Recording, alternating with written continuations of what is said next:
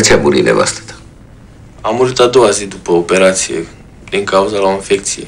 Am umblat pe la spitale, am dat bani pe aici, pe acolo, nimic n-a putut să o ajute. Așa e viața. Astăzi ești, mâine nu ești. Astăzi vezi, mâine te ia draci. Când a murit, am simțit că jumate din sufletul meu nu mai există. Lasă, bre. Lasă. Copilașul e sănătos, ai o mamă de lapte pentru el. Așa o femeie să-ți facă corat și să te încălzească la șale, că să știi. Că văd că ești bărbat în putere. Așa o femeie cum era ea, nu mai dă Dumnezeu a doua oară.